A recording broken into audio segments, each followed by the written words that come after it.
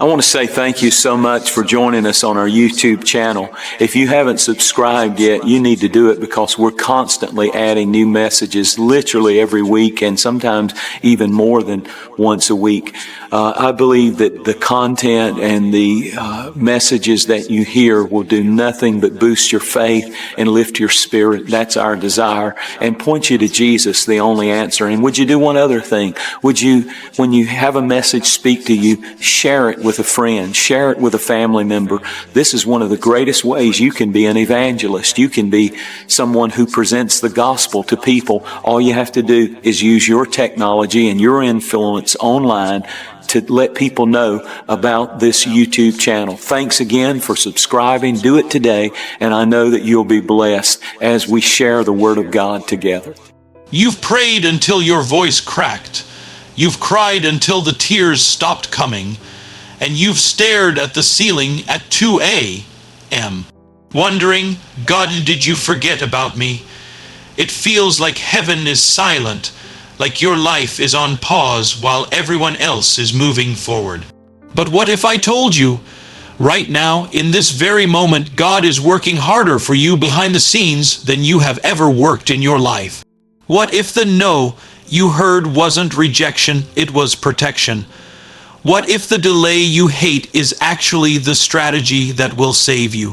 What if the silence isn't proof that nothing's happening, but proof that everything is happening, just beyond your view? Think about Joseph in the prison, David in the pasture, the Israelites in the wilderness. From where they stood, it looked like God was doing nothing. But in heaven's timeline, the palace was being prepared, the crown was being positioned, and the promised land was being secured. You may not see it yet, but the story isn't stuck. It's in progress. And by the time God's work becomes visible, you'll realize He wasn't just preparing the blessing for you, He was preparing you for the blessing. So before you give up, before you quit praying, lean in, because today I want to show you why the thing you've been waiting for might already be in motion, and why the moment it arrives, it will be worth every single second you held on. When we think about waiting, most of us picture standing in a long line at the grocery store, sitting in traffic, or staring at our phone wondering when that text message will come through. Waiting can feel like a waste of time, like life is on pause while everyone else is moving forward. But with God, waiting is never wasted. It is not empty space. It is sacred space. Every moment you spend in a season of waiting is an investment into the person you are becoming and the future God is preparing for you. The challenge is that in the middle of waiting, we often can't see the progress being made. If you plant a seed in the ground, the first few weeks can feel uneventful. You water it, watch the soil, and see no change. But under the surface, something powerful is happening. Roots are forming, foundations are strengthening, and the potential for life is building. In the same way, when God asks you to wait, it might look like nothing is happening. Yet, beneath the surface of your situation, He's building the roots of your faith, deepening your trust and strengthening your character so you can sustain what's coming. This is why the Bible says in Isaiah 64:4, "Since ancient times no one has heard, no ear has perceived, no eye has seen any God besides you, who acts on behalf of those who wait for Him." God acts for those who wait, not for those who panic, rush ahead, or try to force doors open, but for those who trust Him enough to stay in step with His timing. The moment you start waiting on Him with faith, heaven starts moving on your behalf. You may not see it yet, but the wheels are already turning in your favor. We need to understand that waiting in God's kingdom is not passive, it's active. It's not sitting back with folded arms, but leaning forward in expectation. It's praying when you don't see answers. It's serving when the reward hasn't come yet. It's sowing seeds of kindness, obedience, and faithfulness when there's no applause and no immediate result. It's trusting that the God who began a good work in you will carry it to completion. Think about David. He was anointed king as a teenager, yet he spent years tending sheep and running from Saul before he ever sat on the throne. If God wanted, he could have put David in that position the very next day, but instead, he used the waiting to train David's hands for battle, to teach him humility, and to deepen his dependence on the Lord. What David learned in the pasture and in the wilderness made him the kind of king who could carry the weight of the crown. That's what waiting does. It shapes you into the kind of person who can carry the blessing without being crushed by it. If God gave you what you're praying for today, would you be ready for the responsibility that comes with it? The waiting is God's way of making sure your roots are deep enough to handle the fruit. So if you find yourself in a season of waiting, don't despise it. Don't assume God has forgotten you. Instead, lean into it with faith. Ask Him, Lord, what are you teaching me here? How can I grow in this season? The same God who created the universe has not put your life on hold for no reason. He is using every moment to prepare you for something you can't even imagine yet. The truth is, when the answer finally comes, you'll look back and realize the waiting wasn't a delay. It was a gift. And in God's timing, you'll see that it was worth every single moment. If you want, I can also make this section more emotionally charged with storytelling and imagery, so it really sounds like a live sermon delivery. That would make it even more like Genta's and Franklin's style. Even when you can't see it, God is working. This is one of the most comforting truths for a believer, yet also one of the hardest to grasp in real time. Our human nature craves visible progress. We want to see the evidence, feel the momentum, and measure how close we are to the answer. But God doesn't always let us see the moving pieces because His work often happens behind the scenes, in places we can't reach and in ways we can't comprehend. That's where trust comes in. When you pray and nothing seems to shift, it's easy to assume nothing is happening. But the truth is, God is often the busiest in seasons when He seems the most silent. Picture a master chess player in a tournament. While you're staring at the board wondering when the next move will come, the player's mind is racing, anticipating, strategizing, and ensuring every move will lead to victory.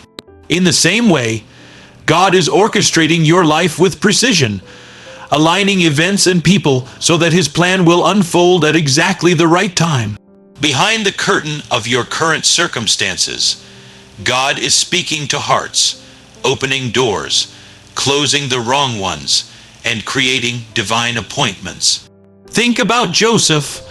While he was in prison, far from the palace God promised him, he had no idea that conversations were happening in Pharaoh's court that would one day lead to his release. Joseph couldn't see those discussions. He couldn't hear the whispers of destiny in the royal chambers. But God could, and God was working. Sometimes the delay is not because God is slow, but because He's making sure the environment you're stepping into is ready for you. If you're praying for a job, He may be preparing the company to need exactly what you have to offer. If you're praying for a relationship, He may be shaping that person's heart so that when you meet, it's healthy and lasting. If you're praying for a healing or breakthrough, He may be positioning the right people and resources to bring about not just a quick fix, but a complete restoration.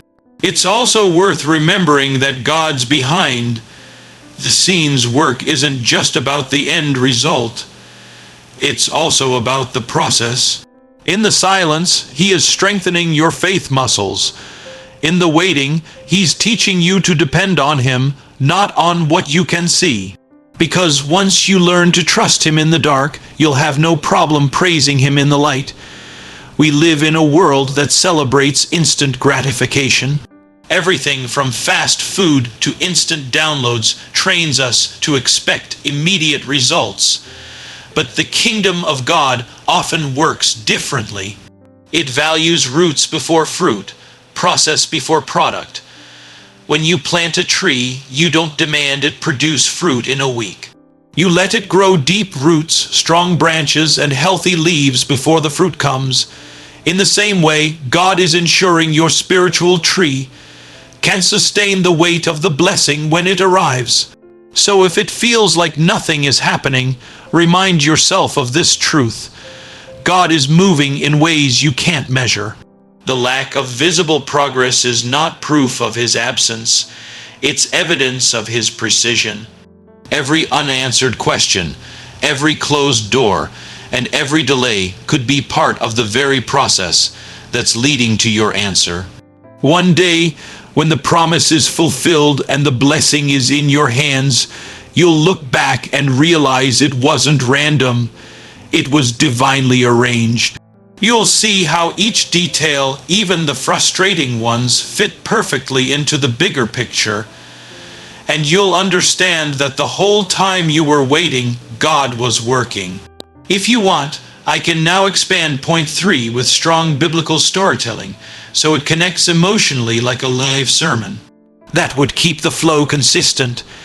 The Bible is filled with stories of people who had to wait, real men and women who stood between a promise and its fulfillment.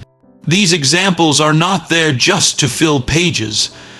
They are living reminders that waiting is part of God's process. Among the most powerful examples are Joseph and David, 2 young men who received incredible promises, yet had to walk through long, difficult seasons before they saw them come to pass.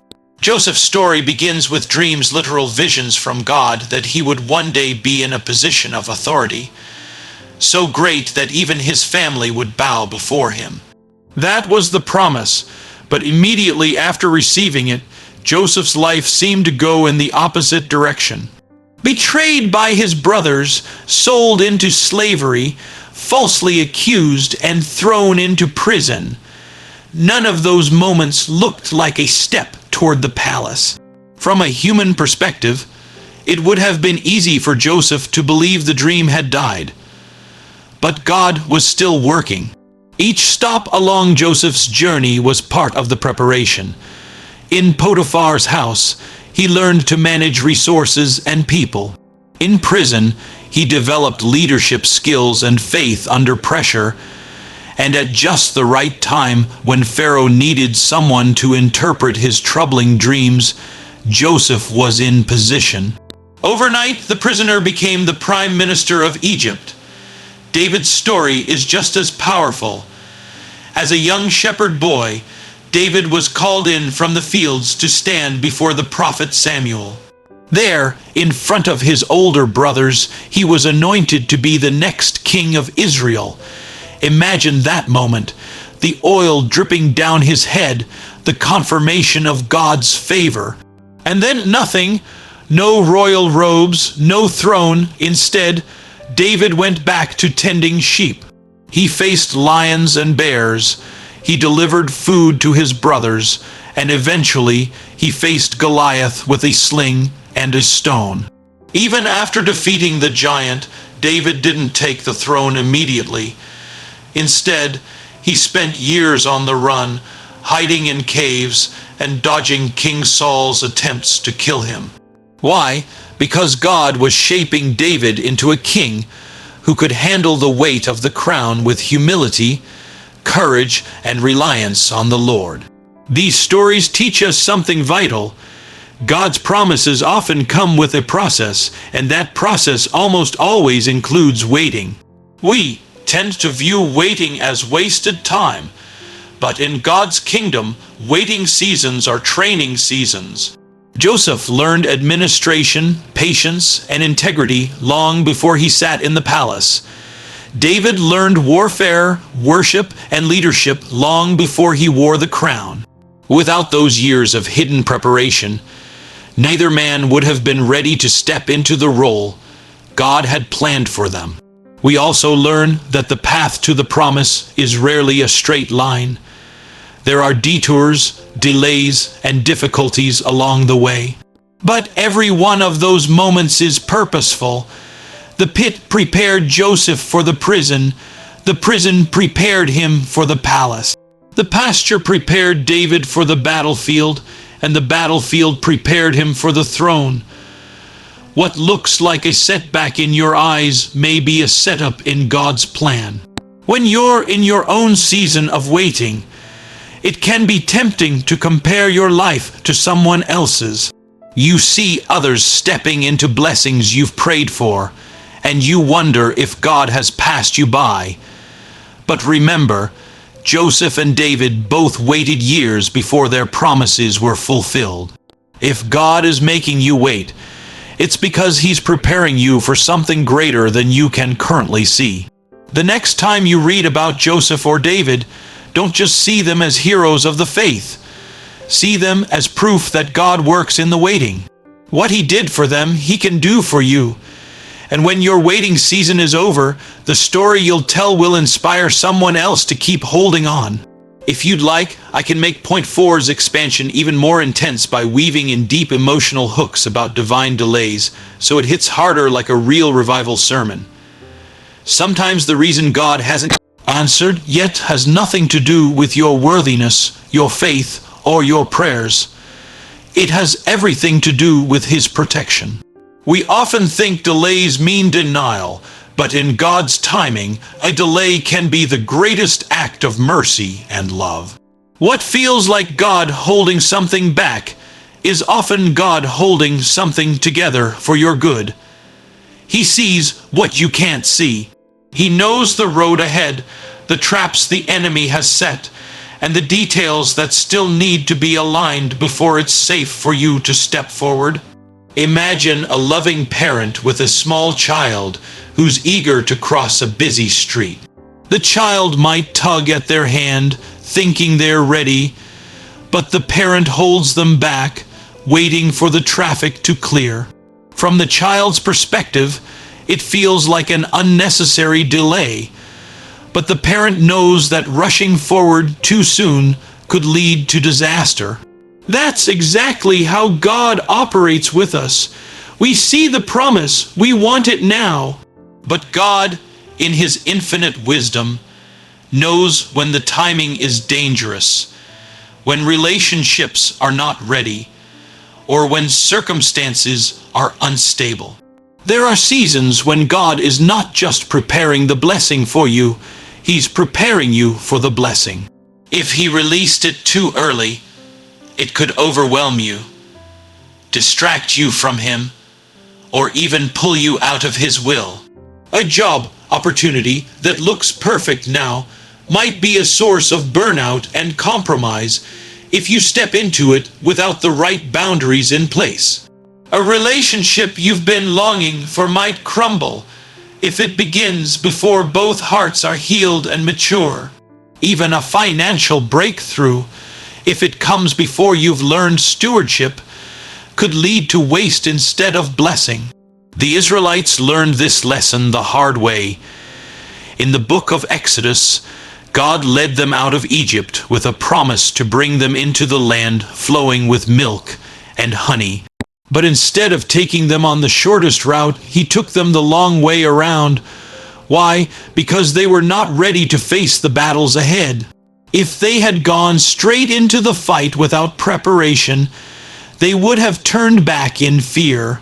The delay was God's protection. It gave them time to grow in faith, to learn obedience, and to depend on Him for daily provision. This is why trusting God's timing is essential. His delays are not random, they are strategic. They are not meant to harm you, but to shield you. You might think, if I could just get there, everything would be fine.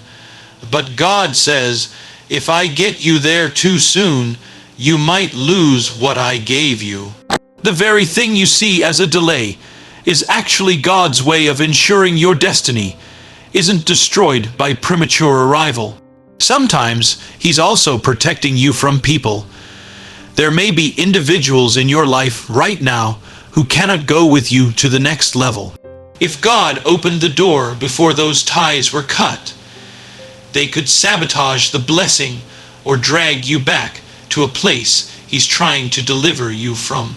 The delay gives Him time to separate you from relationships, habits, and environments that would harm you in the next season. When you finally step into what you've been waiting for, you'll realize the delay wasn't wasted. It was necessary. You'll see how God was weaving details together, removing obstacles, and ensuring that when the door opened, it would stay open.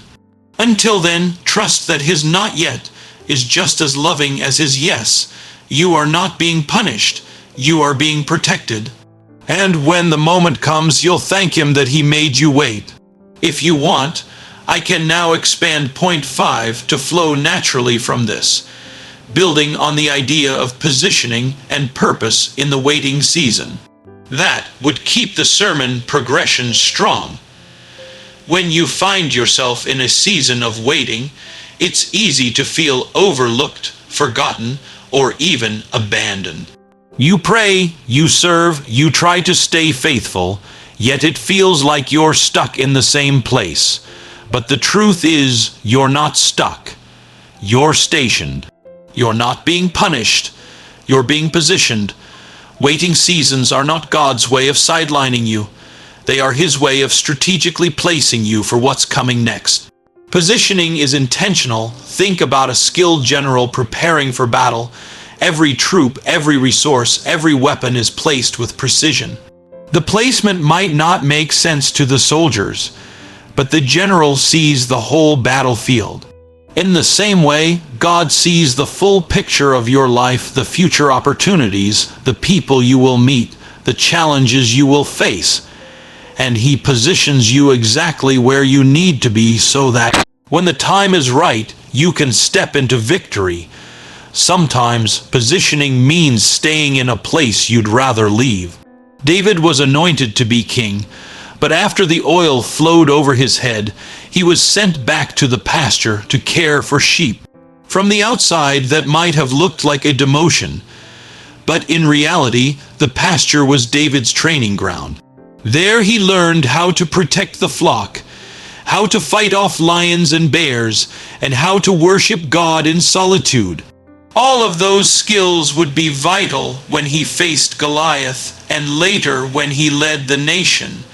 The pasture wasn't punishment, it was positioning.